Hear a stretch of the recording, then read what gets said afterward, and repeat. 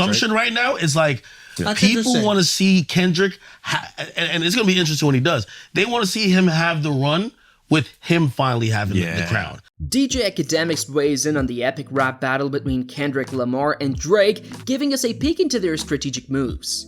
Who do you think has the upper hand? Let's find out. During one of the episodes of Flagrant, DJ Akademiks shared his perspective on Kendrick Lamar's strategic win over Drake in their fiery rap battle. Looks like Akademiks has a very different approach to it. DJ Akademiks has speculated that Kendrick might outsell his rivals. However, he was quick to add the battle for supremacy is far from over. It was also noted that the existing fan bases of other artists aren't just fading away. Drake's followers, for example, aren't going anywhere. They still support him strongly, maintaining his status in the industry. Despite ongoing debates, it was acknowledged by DJ Akademiks that certain achievements are undeniable. A #1 spot on the music charts will still be secured by Drake, which is no small feat even if it arose from a diss track. Schultz highlighted an intriguing tactic. Instead of Drake dedicating an entire song to diss Kendrick, he could just sneak in a few bars and prompt Kendrick to respond with more. The catch? By striking first and fully, Drake might just hand Kendrick the upper hand, as Kendrick is known for his methodical, patient style. DJ Akademiks shared insights into this patience, remarking on Kendrick's decade-long strategy of careful timing. Contrast that with Drake's current rush, driven perhaps by a packed schedule and sheer exhaustion from his 84-city tour and multiple album releases, and you see a stark difference in approach. Kendrick waits, watches, and when he strikes, it's precise and calculated. Drake's urgency might just be playing into Kendrick's laid-back counterpunch strategy, but discussing strategy, Akademiks portray the scenario vividly. Imagine Drake trying to land a hit with a track filled with jabs, only for Kendrick to dissect his approach in a more layered, thoughtful song. And it's not just about the music, it's personal too. Akademiks recalled Drake's lyrics that touched on deeply personal topics, showing just how much psychological warfare is involved. Kendrick, on the other hand, keeps his cool, maintaining his stance as a formidable opponent who isn't just playing to win but to dominate. Remember the Drake and Meek Mill beef? Akademiks does. He pointed out how Drake's tactical superiority was evident as he seemed to run circles around Meek Mill, who was less prepared and strategic. However, Akademiks suggested that his past victory might have left Drake a bit too confident when up against Kendrick. Alex Media has raised a point about speculation that Drake had leaked sensitive information about Kendrick's family, to which Akademiks expressed a mixed belief in these rumors, adding another layer of intrigue. So, why did Kendrick Lamar pull some artwork off Apple Music? Akademiks believes it's because you can't just upload a medical script to digital streaming platforms, it's got personal details all over it. But let's rewind a bit. Akademiks has a lot to say about Drake's recent behavior. Apparently, there is talk that Drake hasn't been taking care of his crew in Toronto, he hasn't been feeding the wolves. Akademiks noted, and how about starting random beefs? It seems like a tactical move to stir things up. Dude, he had a TI. Is change? Now what's up? Yo, you better put some money in the books, someone complained. Switching gears about Metro Boomin not being in good terms with Drake long before it was known publicly, I found out that Metro Boomin hated Drake before it was universally known, Akademiks shared.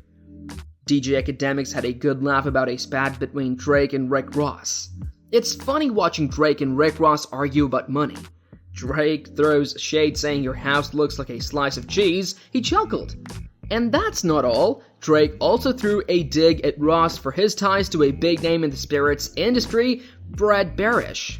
Alex Media explained how Drake tried to call out Rick Ross for being radically insensitive using a supposed text to his mom. What about Drake's next steps in the industry?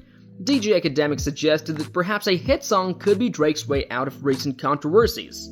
Schultz was curious if it would be a direct response to Kendrick or something else. Akademiks hinted at a subtle yet effective lyrical strategy. Andrew Schultz pointed out a significant risk with this approach. You try to put out the hit song, you try to do it, and then it flops or doesn't work. That's bad. Akademiks also noted that collaboration might be a safer bet for Drake. Go to one of the guys, it's one of the most interesting parts I've been looking at. Who still stands with who, choosing sides, he explained. He even shared a personal story about the impact of these collaborations on artists. You remember when I just came into the game and you hopped on my song, and then I got a little cool and said, "Yo, could you give me another verse?" and you left me on red? Those people become a little bit salty, Akademiks said. Schultz offered a different take on these collaborations, suggesting they're not always mutually beneficial. DJ Akademiks shared some insights about the complex dynamics of Drake's influence in the industry. Here's the thing too, I think there is a lot of people in the industry that have looked at Drake and maybe seen a little bit behind the curtain and they respect him less now, he noted. What happened when the allure fades? He added, there was a time when they felt that if he got on a verse, it's going crazy. Now people look at him and be like, well, what is Drake if he doesn't have a yachty next to him or if he's not riding this wave? Akash Singh brought up a sharp point about loyalty.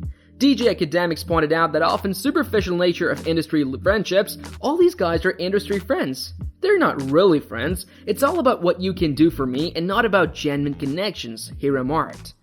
Akash highlighted the notable lack of public support for Drake. Schultz then shed some light on why this might be the case, because if you're industry friends and the industry is against him, then you're going to side with the industry because you see your security, safety, and longevity within the industry.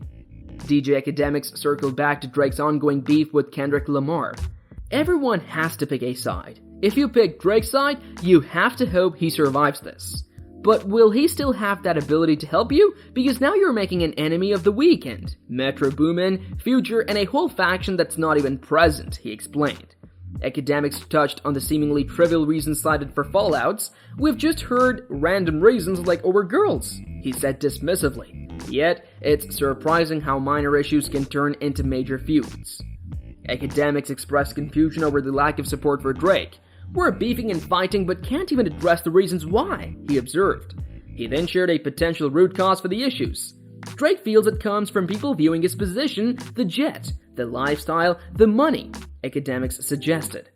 DJ Akademiks drew a comparison to Joe Rogan. It's the easy thing to say, well, yeah, your jealousy is his spot, but he's kind of helped all y'all, he argued. So why isn't anyone vouching for Drake like they do for Rogan? Schultz asked a pointed question. Has anybody vouched for Drake? The sparse response with only Birdman coming to mind is quite telling, and when Lil Yachty seems to support Drake, but then get backtracked. DJ Akademiks wrapped up with thoughts on Kendrick Lamar's strategic moves. He's defeated every possible angle Drake could go, he observed. Kendrick's strategy seems almost unbeatable. Despite Drake's efforts and his strong fan base, Kendrick's tactical patience and precision seem to have outmaneuvered Drake's more immediate and reactionary tactics. This has left Drake facing challenges not just with Kendrick, but within the broader industry dynamics, impacting his relationships and alliances. So, what do you think about Kendrick's strategy against Drake? Do you believe it was his patience and precision that gave him the upper hand, or was there more at play? Drop your thoughts in the comments below and let's discuss. Don't forget to like, share, and subscribe for more deep dives into the rap game.